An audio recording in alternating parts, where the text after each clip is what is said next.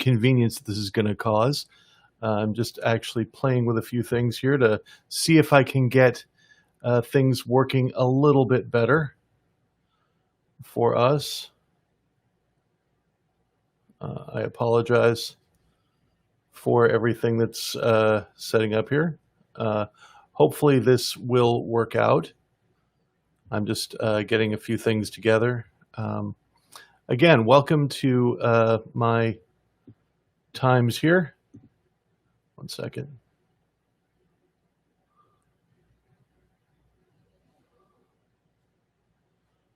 All right, well, I seem to be live at the moment, so that's helpful, I suppose. I don't know if anybody is watching this.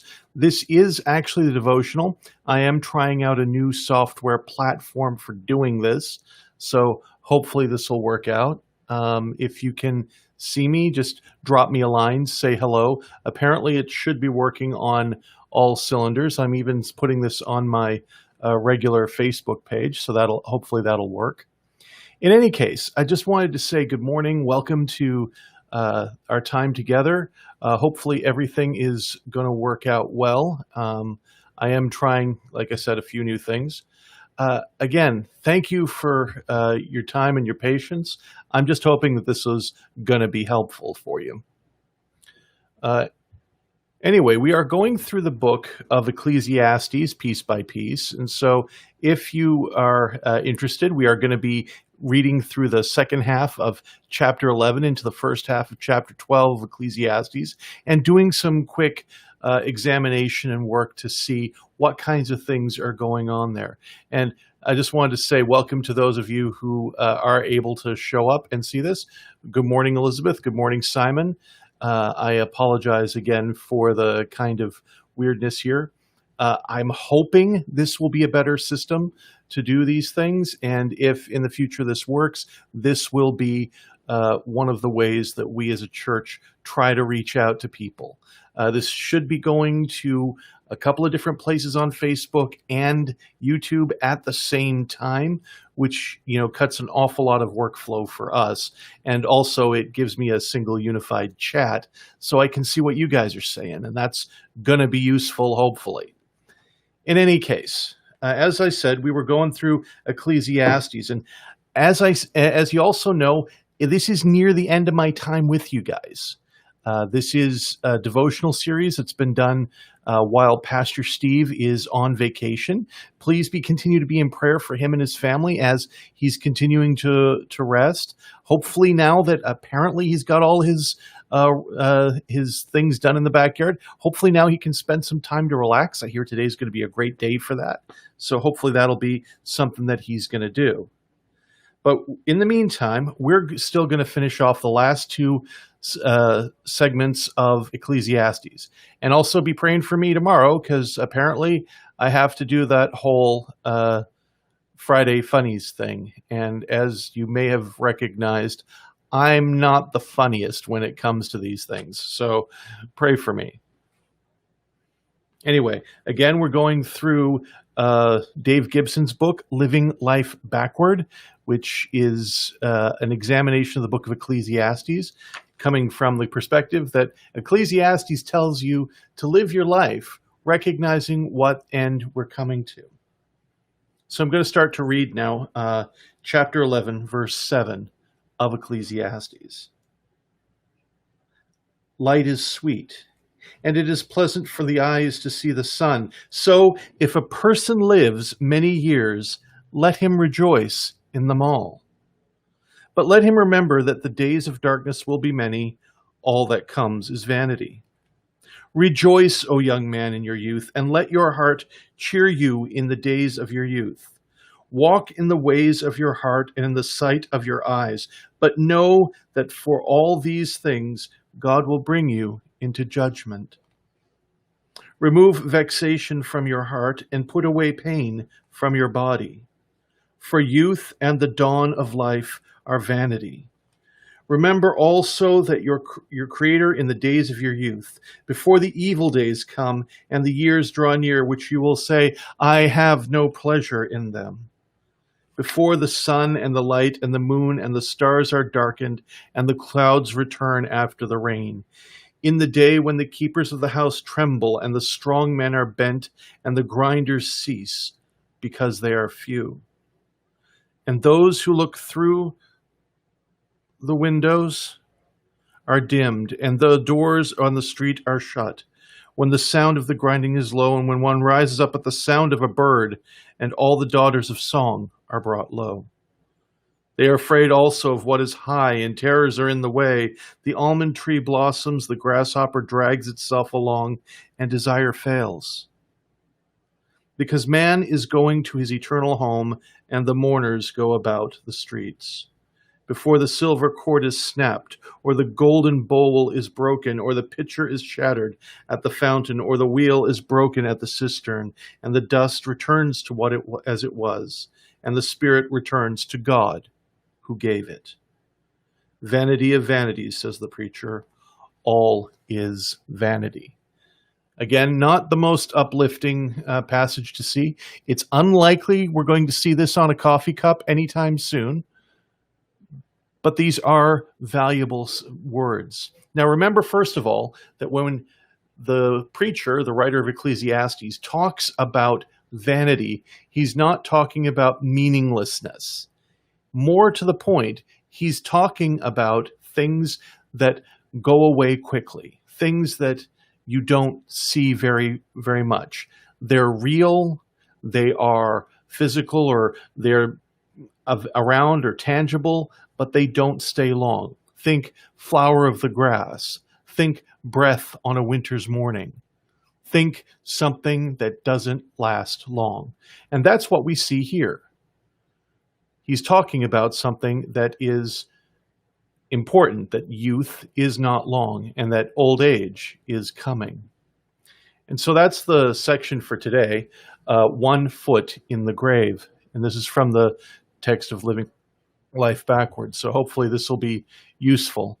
I don't know if you guys can see the side here. Hopefully this is going to be useful. Give me some feedback afterwards. Anyway, Terry Pratchett, writer of a whole bunch of very funny books, said once that inside every old person is a young person wondering what happened. That seems to me pretty wise. That's the way it seems to feel for most people who were once young and are now not quite so young. I mean, I'm not really that old yet, but I can remember when I was an awful lot younger, when the guys who were at the office would have been all older than me instead of, as they are, like a lot younger than me. Now, when we talk about age for the book of Ecclesiastes, we're not talking about people who are older who are old in the sense that we tend to think of it. Unfortunately, we live in a time that's very worshiping of youth. I don't know if you've noticed this. Almost everything that you see in cosmetics is designed to make you look younger. When I go on YouTube, I see this jaw exerciser thing that's supposed to take years off of the way I look.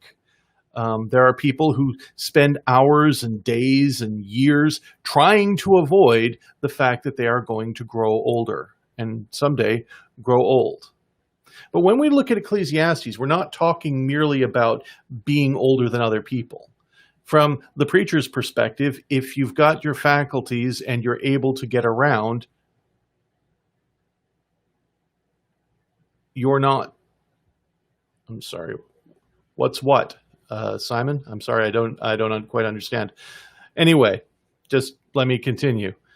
When the preacher talks about age, he's not talking about old age. He's not talking about people who are simply older than others. He's talking about people who have lost their faculties, who are bent over, who are in the first throes of either dementia, or they're unable to move anymore, or they're unable to get around as much anymore.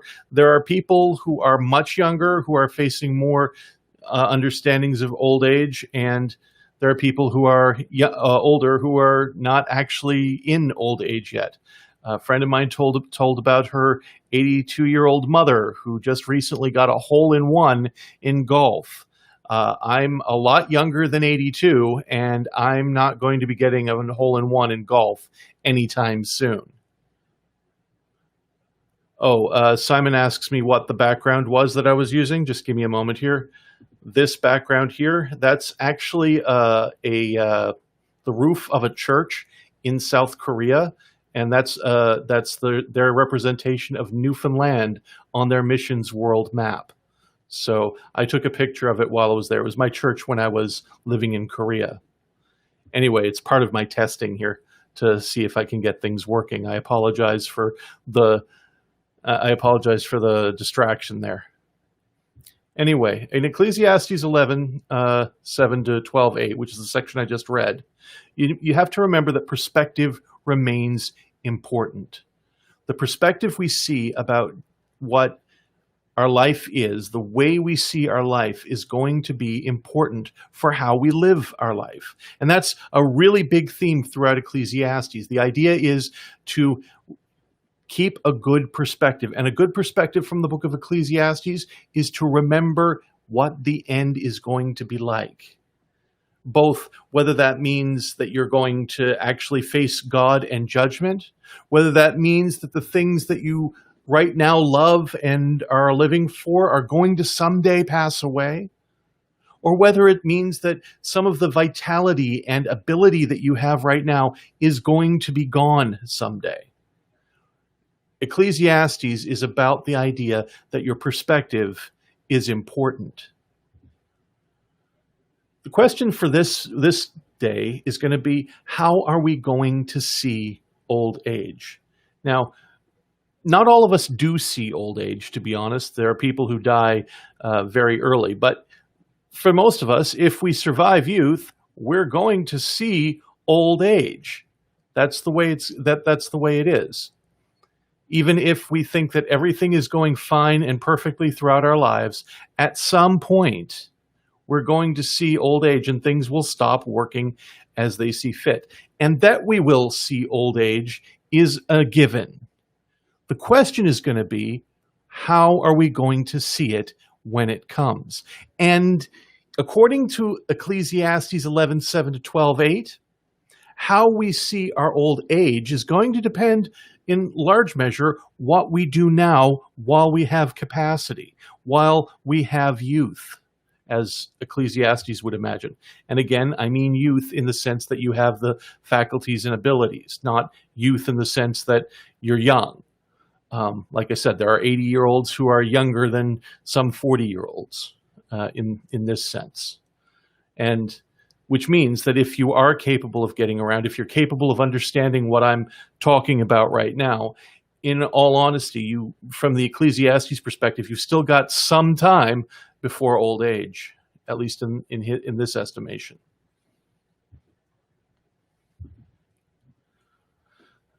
So there's actually two main points that we're going to be dealing with. First of all, there's going to be an urgent realism of rejoicing because judgment is coming. Because judgment is coming. And you see this in the section there that he talks about the youth rejoicing in his youth and living as he needs to be, because judgment cometh. Now, there's two ways you can read that.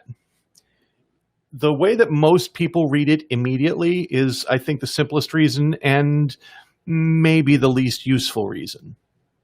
The first reason people would say that that youth should remember that judgment is coming is because, well, how you live your youth is going to be part of how you get older, and God is going to punish you for sin if you sin now. But I think there's another and more important one. You see, and this is going to be a bit of a controversial one, you need to live. Ecclesiastes is claiming that you need to live to your uttermost if you're young. So if you have whatever abilities, whatever benefits, whatever gifts God is giving you right now, you need to live them to the uttermost. You need to enjoy them. And there's an interesting reason for that. You see, and this is a slightly controversial point because, again, some people don't really like this idea, but biblically speaking, God doesn't merely desire your joy. He commands it. It's really, really, really important that we rejoice. And I'm not going to go through all of the biblical reasons for this now. There is an awful lot that's stated in the Bible about it, though.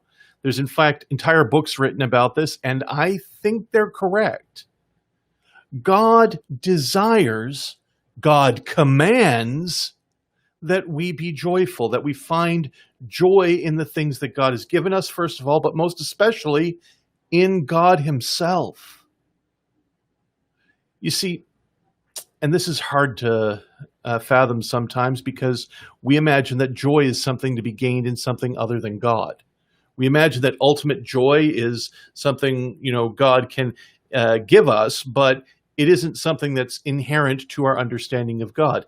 Yet, if the Bible is true, and it is, God is the greatest entity in the universe, and we are literally created for His glory. We are created to worship Him.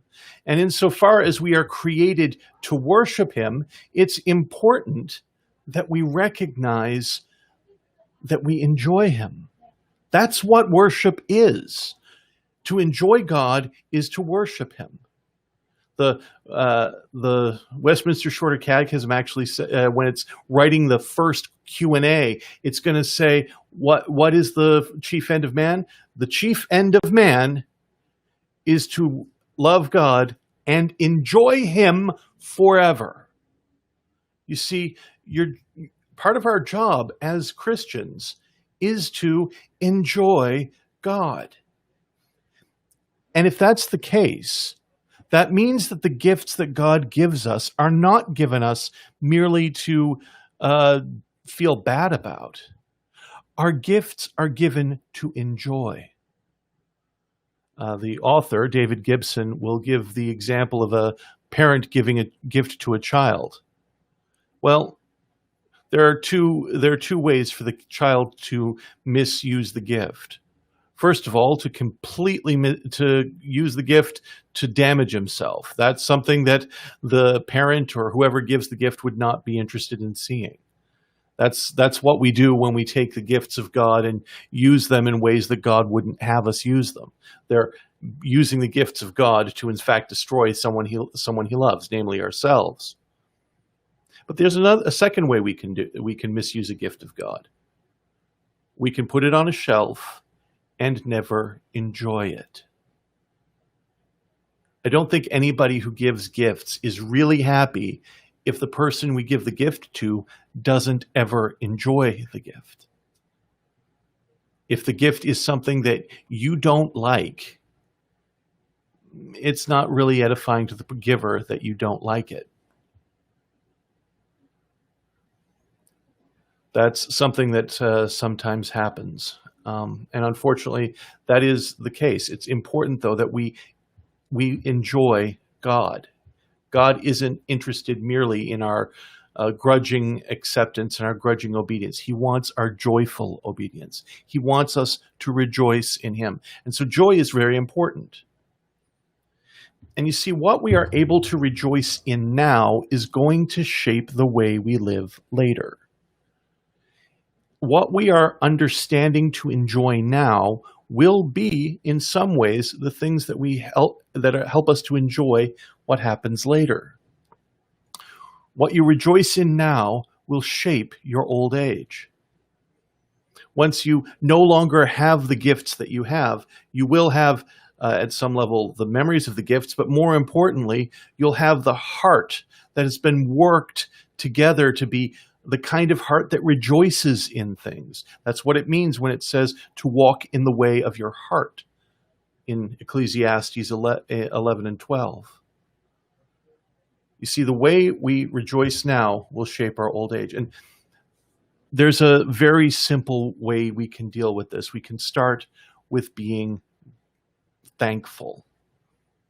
It sounds like a small thing to be thankful of the things around us, to be thankful for the gifts that God gives us, to be thankful for very small gifts that God gives us, to be thankful for iced cafe latte, or to be thankful for, I don't know, the smell of flowers. One of the reasons I have, you can see behind me here, the camera doesn't work well. You can see behind me there, that's my little garden there. It's growing apple mint, and one of the reasons I'm growing apple mint is because I like the smell. But rejoicing in that smell is actually a good thing, because if it's stoked in gratitude, if I'm thankful for it, if I don't see it as my due, but I see it as a gift of God, I have a greater joy in tiny things, in small things, in things that, are around me now. And we need to start training in that before we face the difficulties of having, well, not as many things as we do now. When my smell goes away, it's really good that I will have some things that I smelled before, and I can remember the enjoyment of them. That's a good thing. But we should start with gratitude now.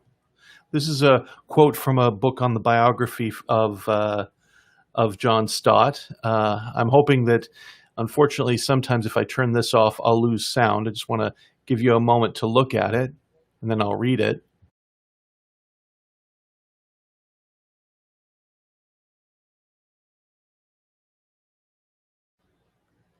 All right. It says this: every afternoon at 4:30 p.m., I bring Uncle John, and that's Uncle John here is John Stott, famous Anglican theologian and scholar from the UK. He died only recently, but he was very well known for being a very prolific writer and a very good writer. If you want to read some really good books about theology, John Stott would be a great place to start.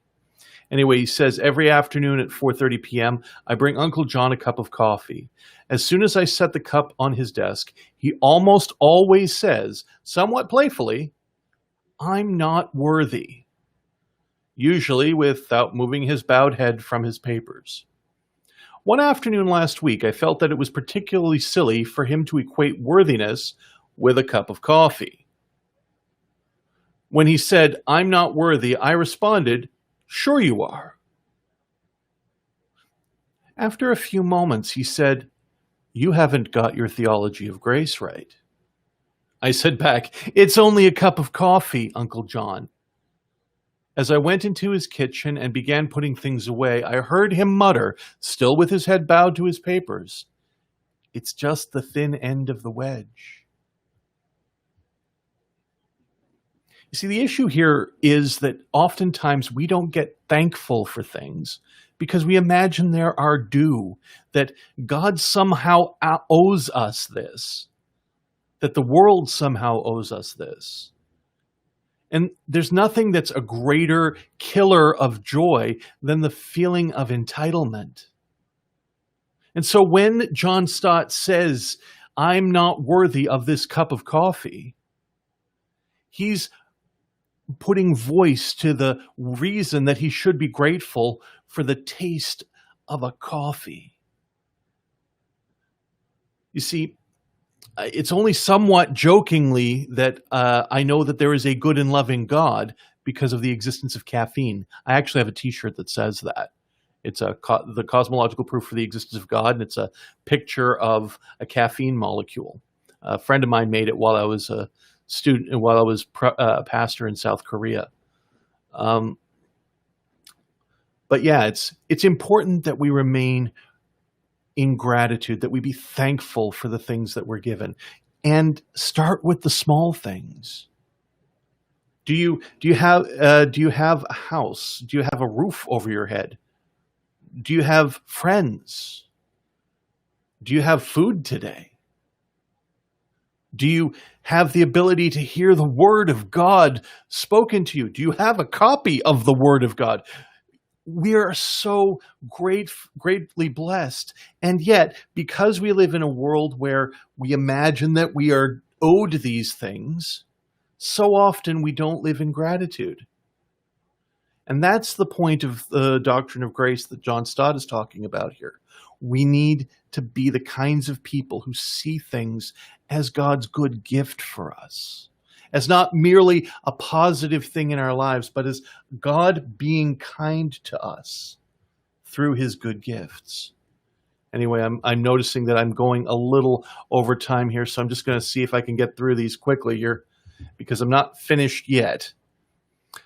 And secondly, we need to rejoice because God commands joy, but rejoice also because life is for living. And that's true whether we're young or whether we're old, whether we have a lot of things that we can do to enjoy life or a few things to do to enjoy life. Whatever we are given to enjoy, we are to enjoy because life is for living. God is our creator and he created this world good. But that's also important to note that we are not the creator. We're creatures. And because we're creatures, we can live as people who enjoy the things we're among. It's not my responsibility to make sure that the world makes sense. The world probably doesn't. It's marred by sin. Things go wrong. Things are bad. And as a creature, I should be thankful for the times that I have good things, that I have the ability to spend time speaking to you, and be thankful for the people who are watching this even now. I'm not the creator, I'm a creature. And so since that's the case, everything I've got is a gift. I'm not autonomous. I don't have the ability to do whatever I want. And I say that with some trepidation because, this world likes to talk about our independence and our liberty. But just think about it for a few minutes. When I was driving into work today, I was relying on all the people who had built my car, who had provided for the gasoline that's in my car. I was relying on the many people who had helped to build the roads. I was relying on my fellow drivers to follow the rules of the road so that I can enjoy my trip into work. I'm not autonomous. None of us are. And we should be thankful of the many blessings and gifts that we have in our lives. It's sometimes like being in a fish in water. We are so immensely blessed.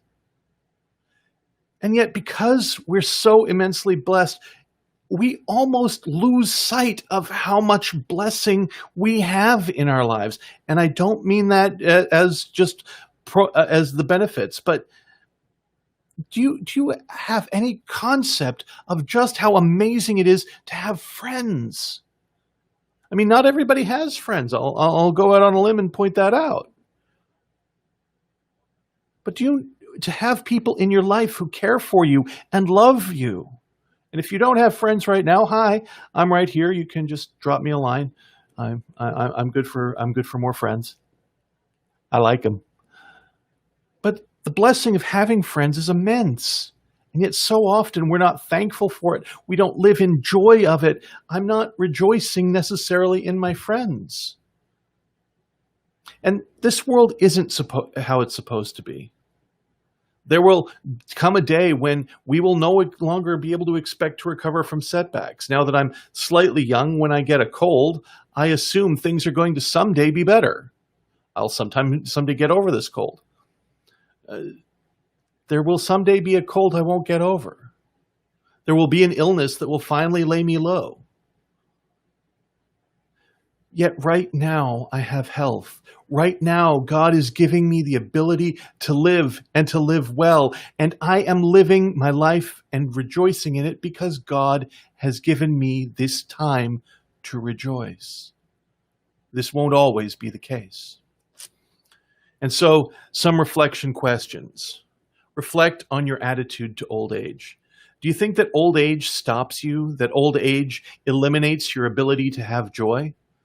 Well, first of all, the chances are really good that if you're able to watch this and talk to me, you're not as old as you think you are. You're still able to rejoice.